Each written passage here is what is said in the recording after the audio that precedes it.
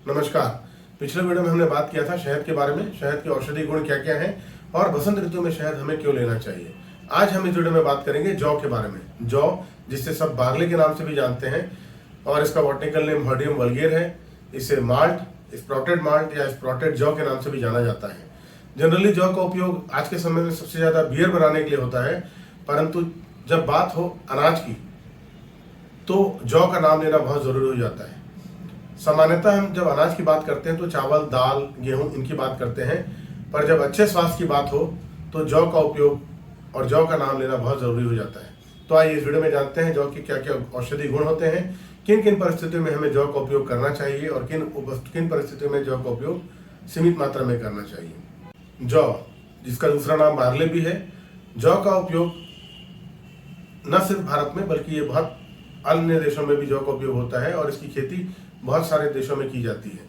मुख्य रूप से खेती इसकी भारत में होती है, इसके अलावा अमेरिका में होती है, जर्मनी में होती है, यूक्रेन में होती है, रशिया में होती है और कनाडा में भी होती है। सामान्यतः जो जौ है वो एक प्रकार का, जैसे गेहूं होता है उसी प्रकार का एक पौधा है। और जैसे गेहूं और बेसिकली गेहूं और जौ को आप कंपेयर करेंगे तो छोटे समय में जब वो स्टार्टिंग पौधा जब होता है उस समय आप दोनों में अंतर नहीं ढूंढ पाएंगे। जैसे जैसे बड़ा होता है तो बालियां थोड़ी सी डिफरेंट हो जाती है जौ की और गेहूं की। जौ का उपयोग हम दोनों तरीके से बात करेंगे, आयुर्वेद रिसर्च क्या कहता है और मॉडर्न रिसर्च क्या कहता है। आज के समय में जौ का उपयोग क्या होता है और देखेंगे कि जो भी आज के समय में मॉडर्न रिसर्च जौ के बारे में किया गया है वो एज सच जो आयुर्वेद में जितने उसके उपयोग बताए गए उससे करीब करीब मिलता ही जुलता है। तो जनरली जब बात करेंगे जौ के मेडिसिनल इफेक्ट्स की या यूजेस की, तो जौ सबसे अच्छा काम आता है ब्लड शुगर रिडक्शन में। अगर आप डायबिटिक पेशेंट्स हैं तो अगर जौ का उपयोग करेंगे तो ये आपके शुगर को कंट्रोल करता है, शुगर को मेंटेन करता है। ये मॉडर्न रिसर्च है जो मैं आपको बता रहा हूँ। इसके अलावा जौ आपके हार्ट डिजीजेज में बहुत यूजफुल है, तो अगर आप हृदय रोग से परेशान हैं तब भी जौ का यूज कर सकते हैं। जौ कोलेस्ट्रॉल भी आपकी बॉडी में कम करता है, तो अगर आप कोलेस्ट्रॉल की दवाइयाँ ले रहे हैं तो कोलेस्ट्रॉल की दवाइयाँ लेने के साथ साथ अगर आपका डाइट में जौ इन्वॉल्व हो जाए तो हो सकता है कि कोलेस्ट्रॉल की दवाइयाँ आपको कम करनी पड़े और कोलेस्ट्रॉल आपका नॉर्मल वैल्यू में आ जाए। इसके अलावा अगर ब्लड प्रेशर बहुत ज्यादा है, आपका उच्च रक्तचाप से आप पीड़ित हैं, तब भी आप जौ का उपयोग करिए। धीरे धीरे आपका रक्तचाप सामान्य हो सकता है, सामान्य हो जाता है। इसके अलावा आप चाहें तो इसे जौ का उपयोग इंडाइजेशन के केसेस में, पेट दर्द में या एसिडिटी में या फिर कॉन्स्टिपेशन में भी जौ का उपयोग बहुत ज्यादा मात्रा में किया जाता है। और अगर इनको आप सही तरीके से लेते हैं तो आपको इन सब परेशानी से भी निजात मिल सकता है। अब बात करते हैं आयुर्वेद में जौ के बारे में क्या कहा गया है। आयुर्वेद में जौ के बारे में सभी संहिताओं में, चरक संहिता, शिशु संहिता और अष्टांग हृदय में बहुत अच्छे से वर्णन दिया है जौ का। जौ से संबंधित जो एक श्लोक है, कोट है, ये मैं अभी इस वीडियो में डाल दूंगा। सामान्य गुण के बारे में बात करते हैं तो जौ का एक गुण होता है रूक्ष। जौ बेसिकली नेचर में रूक्ष होता है। रूक्ष कहने का मतलब है ड्राई होता है। इसका मतलब है इसमें फैट के जो अंश हैं वो बहुत कम होते हैं, इसीलिए ये आपको डायबिटिक पेशेंट्स के लिए बहुत लाभदायक है। इसके अलावा अगर आप कोलेस्ट्रॉल रिडक्शन की बात करेंगे या फिर वेट रिडक्शन की बात करेंगे तब भी जौ का उपयोग आप कर सकते हैं। इसके अलावा एक अन्य गुण इसका बताया गया है कि ये गुणों में शीतल होता है, ठंडा होता है। जनरली हमको तासीर को लेकर बहुत कंफ्यूजन होता है कि हम किस सीजन में क्या खाना चाहिए हमको। तो जौ की जो तासीर है वो ठंडी है, इसलिए जौ का उपयोग आप अगर गर्मी के मौसम में करेंगे तो ज्यादा अच्छा होगा।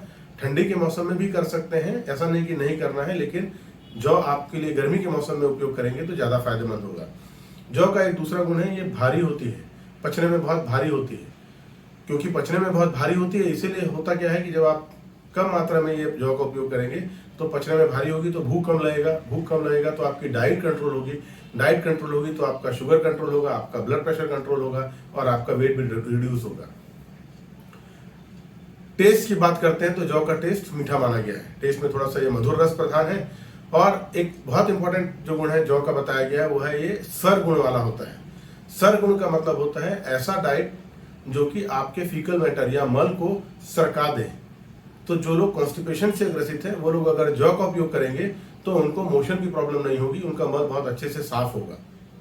बहुत ज्यादा ताकत लगाकर जिनको दिक्कत होती है और बहुत ज्यादा ताकत लगाकर जिनको मोशन करना होता है, अगर जौ का आप अपने डाइट में शामिल करेंगे तो आपका मोशन बहुत अच्छा होगा। इसके अलावा जौ का एक और गुण है वो है ये मल की मात्रा को बढ़ाता है, आपके फीकल मैटर के अमाउंट को बढ़ा देता है। क्योंकि जौ में फाइबर कंटेंट बहुत ज़्यादा होता है, इसलिए फीकल मैटर आपका बढ़ जाता है। और कॉन्स्टिपेशन से अगर परेशान है, या तो अगर आपका मोशन बहुत ज़्यादा बल्कि नहीं होता, बहुत ज़्यादा मल नहीं की मात्रा नहीं बनती, तब भी अगर आप जौ का उपयोग करेंगे तो इससे आपको राहत मिल सकती है कॉन्स्टिपेशन से और इंडाइजेशन से। इसके अलावा जौ का एक क्वालिटी है, वह वीर्यवर्धक होता है। वीर्यवर्धक मतलब ये आपके शरीर में ताकत लेके आता है। इसके अलावा ये स्थिरता कारक भी होता है। स्थिरता कारक कहने का मतलब है कि ये आपकी बॉडी को स्टेबल करता है, आपके ओवरऑल कॉन्स्टिट्यूशन को स्टेबल बनाता है, आपकी बॉडी को एनर्जेटिक बनाता है और आप पहले से बहुत ज्यादा चुस्त रहते हैं, एनर्जेटिक फील करते हैं। जौ का एक गुण ये भी है कि जौ वात दोष को बढ़ाता है। वात दोष को बढ़ाने का मतलब है अगर आपको बहुत ज्यादा गैस की प्रॉब्लम है या फिर आपके जोड़ों में दर्द है तो जौ का उपयोग सीमित मात्रा में करिए, बहुत अधिक मात्रा में नहीं करिए। अभी हम बात करते हैं कि जौ को as a food, as a medicine अगर हमको यूज करना हो तो किन किन परेशानियों में हम जौ का उपयोग औषधि आहार के रूप में करेंगे, लेकिन इसका हमको औषधीय फायदा मिलेगा। तो आइए जानते हैं। मैं जो ये सारी चीजें बता रहा हूँ वो बेसिक आयुर्वेद कंटेक्स्ट बुक के हिसाब से बता रहा हूँ, और मैंने तो पर्टिकुलर देखा है कि इससे बहुत फायदा होता है। आप भी चाहें तो इसका उपयोग कर सकते हैं, परंतु इतना जरूर ध्यान रखिए कि अपने डॉक्टर से जरूर सलाह लीजिए और मेरे कहे अनुसार अचानक से जौ का उपयोग नहीं करिए। थोड़ा सा सोच समझ के उपयोग करना ज्यादा जरूरी होता है। अगर आप मूत्र दोष से परेशान हैं, मतलब अगर आपको यूरिन का इन्फेक्शन बार बार होता है या यूरिन बहुत ज्यादा हो रहा है या यूरिन से रिलेटेड कोई भी प्रॉब्लम है, तब भी अगर आप जौ का उपयोग करेंगे तो आपको इसमें राहत मिलेगी। मेदो रोग में भी उपयोग किया जाता है। मेदो रोग कहने का मतलब अगर फैट है या आप स्थौल्य से परेशान है, ओबेसिटी से परेशान है, वेट बहुत ज्यादा है, तब भी आप देखेंगे कि जौ का उपयोग करेंगे तो धीरे धीरे आपका वेट रिड्यूस होगा।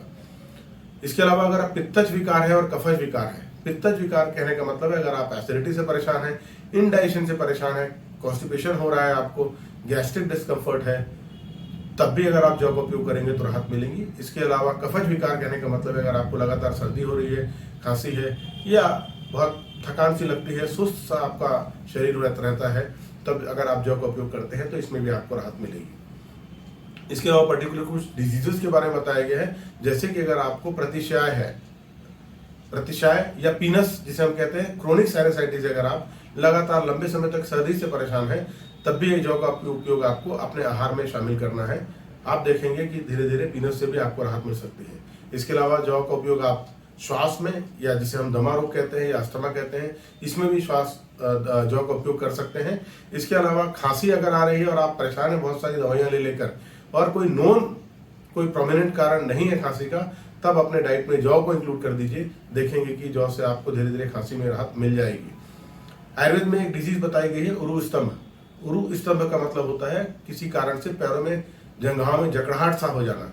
तो अगर आपको इसमें बेसिकली आप जांच करेंगे तो सब कुछ नॉर्मल सा आएगा, पर आपको पैरों में एक अजीब सी जकड़ाहट महसूस होगी।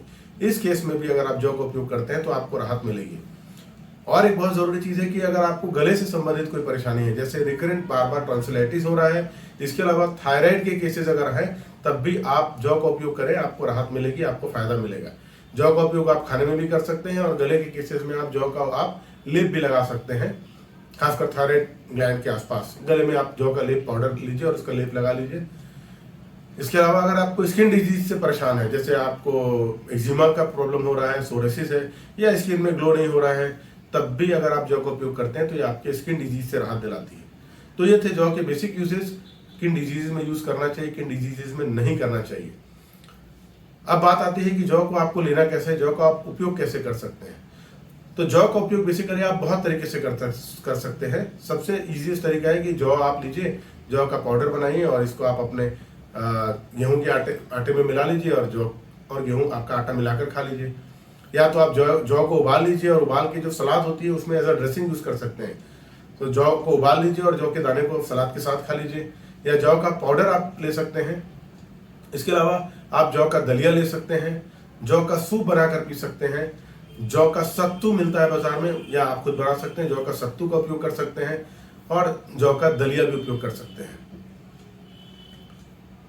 इतने सारे चीजें हैं, जो आपको कंफर्टेबल बने, जैसे आपको कंफर्टेबल होता है, सुविधाजनक जो आपको है उसको उपयोग करिए, पर जौ का उपयोग जरूर करिए। हाँ, एक चीज छोटी सी हम बात करेंगे जौ के कैलोरीफिक कंटेंट के बारे में, उसका न्यूट्रिशनल वैल्यू क्या है। जौ में बहुत ज्यादा फाइबर्स होते हैं, न्यूट्रिशन मिनरल्स होते हैं, विटामिन होते हैं और कंपेरेटिव टू राइस बहुत ज़्यादा जौ का जो ग्लाइसेमिक इंडेक्स है वो कम होता है, इसलिए जौ आपकी बॉडी में एकदम से शुगर नहीं बढ़ाता है।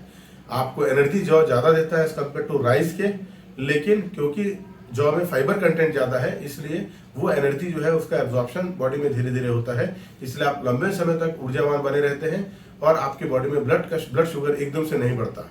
फाइबर कंटेंट बहुत ज़्यादा है, इसलिए जो शुगर है या जो एनर्जी है उसका एब्जॉर्प्शन धीरे धीरे होता है, इसलिए आपको लगातार धीरे धीरे एनर्जी मिलती रहेगी और आप अपने आप को फिट फील करेंगे। यूज करके देखिए, जो अपने डाइट में शामिल करिए। आज के समय में स्वस्थ रहना ही हमारा मूल मंत्र है। ऐसी छोटी छोटी चीजें अगर आप अपने डेली रूटीन में शामिल कर लेंगे तो आप जरूर देखेंगे और पाएंगे अपने आप को बहुत स्वस्थ, और देखेंगे कि ऐसे छोटे छोटे इन्फेक्शन से या समय समय पर आने वाली परेशानी से, बड़ी परेशानी से आप बच सकते हैं, अपने आप को स्वस्थ और सुरक्षित रख सकते हैं। धन्यवाद।